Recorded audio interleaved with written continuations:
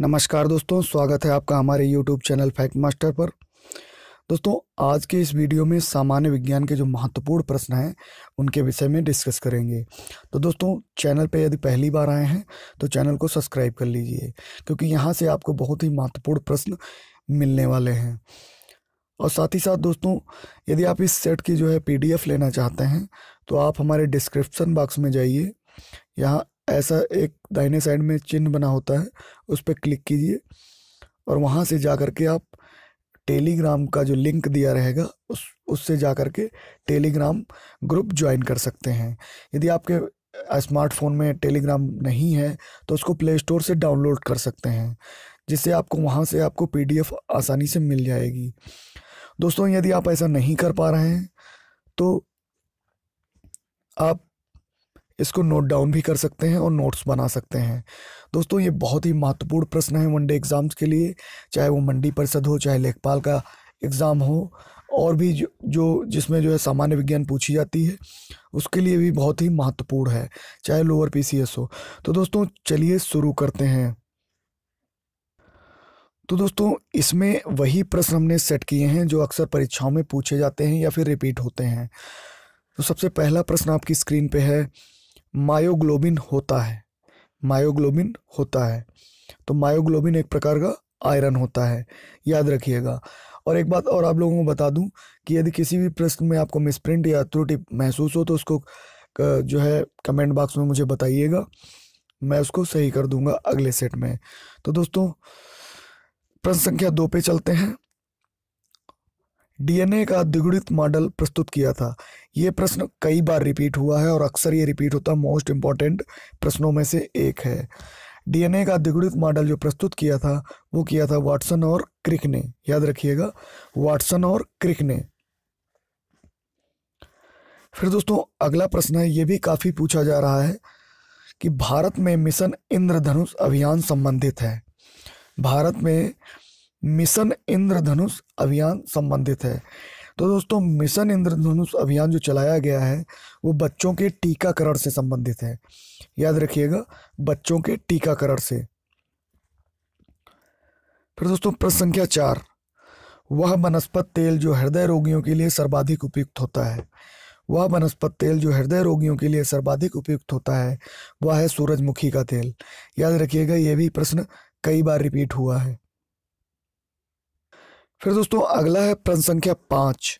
तो प्रश्न संख्या 5 में है, एक सूक्ष्म जीव जो शराब उद्योग के अल्कोहलिक फर्मेंटेशन या किण्वन के लिए उपयुक्त होता है। यह भी प्रश्न जो है कई बार आया है, आपको याद रखना है। एक सूक्ष्म जीव जो शराब उद्योग के अल्कोहलिक फर्मेंटेशन के लिए उपयुक्त होता है वह है ईस्ट, याद रखिएगा, ईस्ट। प्रश्न संख्या 6, बारूदी सुरंगों का पता लगाने के लिए उपयोगी होते हैं। तो बारूदी सुरंगों का पता लगाने के लिए मधुमक्खियों का प्रयोग किया जाता है। मोस्ट इंपॉर्टेंट प्रश्न, याद रखिएगा। प्रश्न संख्या 7, वर्ल्ड हेल्थ ऑर्गेनाइजेशन का मुख्यालय कहाँ पे है। WHO का। तो ये भी कई बार पूछा जाता है, अक्सर रिपीट होता है। तो यह है जिनेवा, स्विट्जरलैंड में, याद रखिएगा, जिनेवा, स्विट्जरलैंड। 8 दोस्तों, ये प्रश्न सेट 5 में था, जो सेट 6 में था, जो सामान्य अध्ययन का कल मैंने अपलोड किया था। उसमें जो है इस प्रश्न में मैंने बताया था कावेरी, लेकिन यहाँ पे आप इसको अपडेट कर लीजिए, दक्षिण की गंगा कहा जाता है गोदावरी नदी को, ठीक है। फिर 9 पे चलते हैं, वह जंतु जिसने अंतरिक्ष में प्रथम यात्रा की। ये भी प्रश्न एक बार आया है, इसको भी जो है दिमाग में रखिएगा। वह जंतु जिसने अंतरिक्ष में प्रथम यात्रा की वह था कुत्ता, याद रखिएगा। दोस्तों, अगला प्रश्न है, प्रथम विश्व युद्ध के दौरान किस गैस का उपयोग किया गया था। प्रथम विश्व युद्ध के दौरान किस गैस का उपयोग किया गया था। तो प्रथम विश्व युद्ध के दौरान जो है प्रयोग किया गया था मस्टर्ड गैस का, याद रखिएगा, मस्टर्ड गैस का। 11, विश्व का सबसे बड़ा पुष्प कौन सा है। विश्व का सबसे बड़ा पुष्प कौन सा है। तो दोस्तों, ये पुष्प है रेफ्लेसिया, याद रखिएगा, रेफ्लेसिया विश्व का सबसे बड़ा पुष्प है।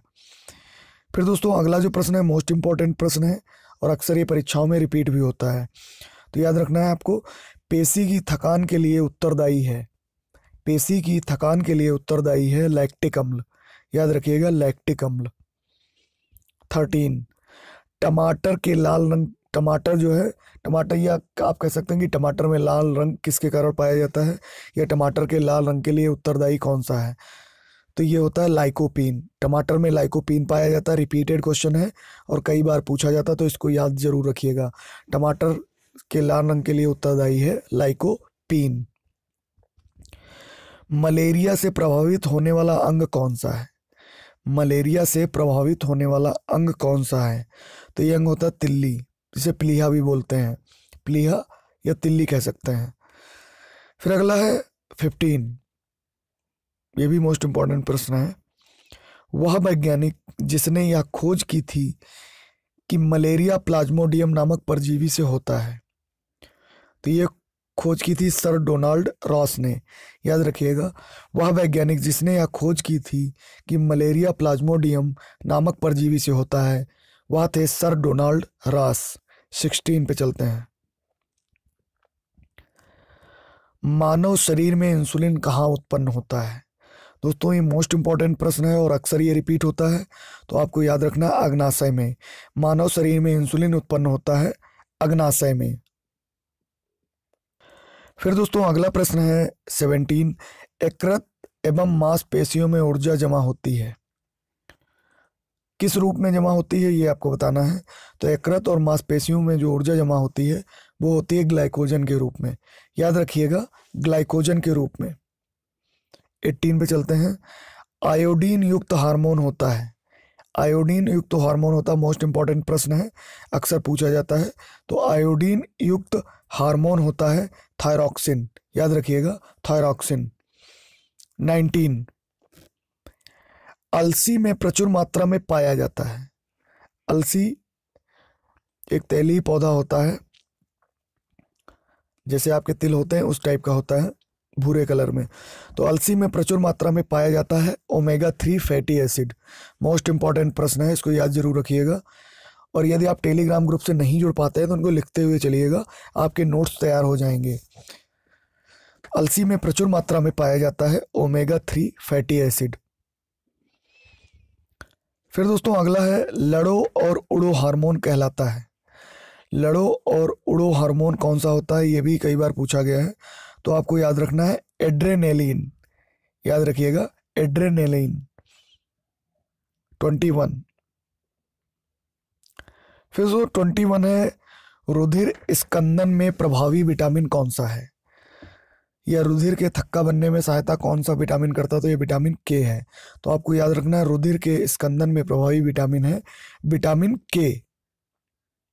फिर अगला है रक्त समूह की खोज की थी, ये भी कई बार पूछा जाता है, अक्सर रिपीट होता है, तो इसमें आप कंफ्यूज हो जाते हैं, तो कंफ्यूज नहीं होना है आपको।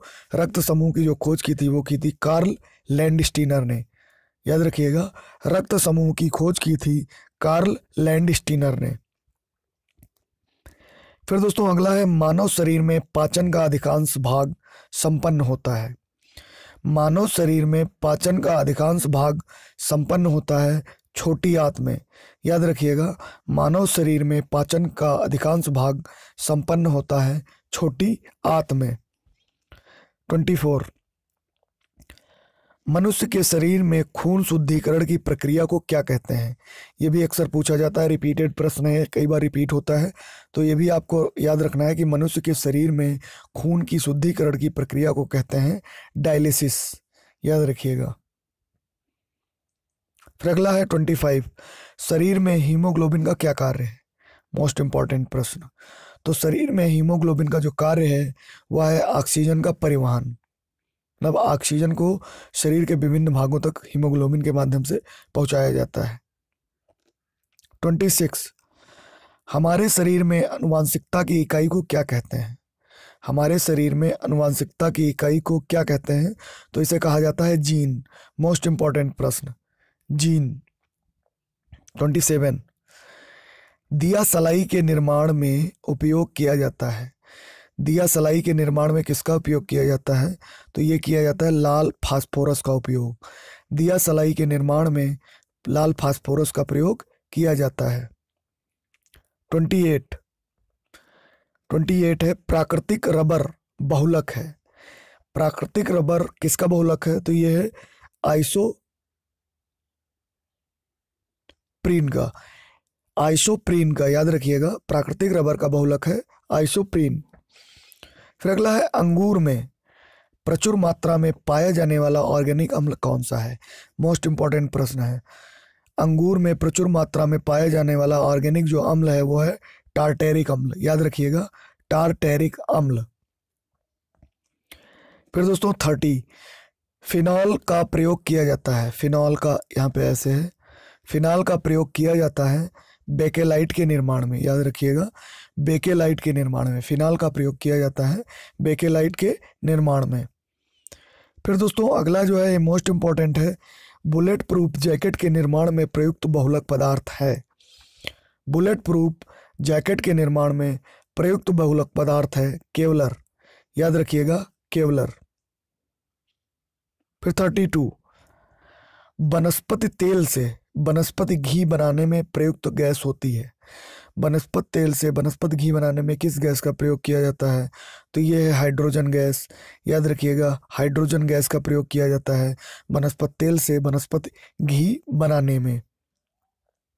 33 कार्बन की मात्रा अधिकतम होती है। तो कार्बन की जो अधिकतम मात्रा होती है वो ढलवा लोहे में होती है। याद रखिएगा, कार्बन की अधिकतम मात्रा होती है ढलवा लोहे में। फिर 34 सोने को घोला जाता है, यानी गोल्ड को घोला जाता है। किस में घोला जाता है? याद रखिएगा, तो गोल्ड को घोला जाता है अम्लराज में।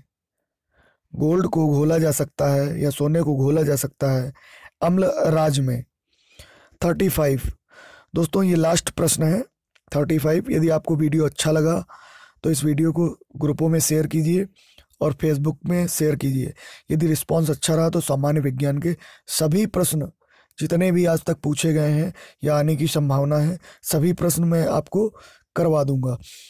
हीलियम के नाभिक के रूप में होते हैं, हीलियम के नाभिक में होते हैं, तो हीलियम के नाभिक में होते हैं 2 प्रोटॉन एवं 2 न्यूट्रॉन। याद रखिएगा, हीलियम के नाभिक में होते हैं 2 प्रोटॉन और 2 न्यूट्रॉन। ये भी कई बार रिपीट हुआ प्रश्न है, तो इसको भी आपको याद रखना है। हीलियम के नाभिक में 2 प्रोटॉन और 2 न्यूट्रॉन होते हैं। तो दोस्तों यदि चैनल पे आप नए हैं तो चैनल को सब्सक्राइब जरूर कर लीजिए, क्योंकि इस चैनल पे आपको मिलने वाले हैं सामान्य अध्ययन से संबंधित प्रश्न जितने भी, चाहे संविधान के हों, चाहे भूगोल के हों, चाहे पॉलिटी के हों, चाहे सामान्य विज्ञान से संबंधित हों, चाहे सामान्य हिंदी से संबंधित हों। दोस्तों इस चैनल को जरूर सब्सक्राइब कर लीजिए, क्योंकि आने वाले जो भी वनडे एग्जाम्स हैं जिसमें सामान्य अध्ययन, विज्ञान और हिंदी ये सब पूछे जाते हैं, तो इस चैनल पे आपको बहुत सारे प्रश्न मिलने वाले हैं। तो दोस्तों ये सामान्य विज्ञान का ये पहला सेट था। यदि आपका रिस्पांस बना रहा अच्छा सा तो जितने भी प्रश्न सामान्य विज्ञान से संबंधित हैं वो सारे इसी चैनल पे पूरे करा दिए जाएंगे। दोस्तों उम्मीद है आपको वीडियो अच्छा लगा होगा। आप हमारे लिंक पे जाके टेलीग्राम ग्रुप ज्वाइन कर लीजिए, वहाँ से आपको PDF मिल जाएगी। और साथ ही साथ चैनल इस वीडियो को व्हाट्सएप ग्रुपों पे शेयर करना बिल्कुल मत भूलिएगा, फेसबुक ग्रुपों पे शेयर करना बिल्कुल मत भूलिएगा, ताकि और बहुत से ज़्यादा लोग जो है इस वीडियो से लाभान्वित हो सकें। Thank you.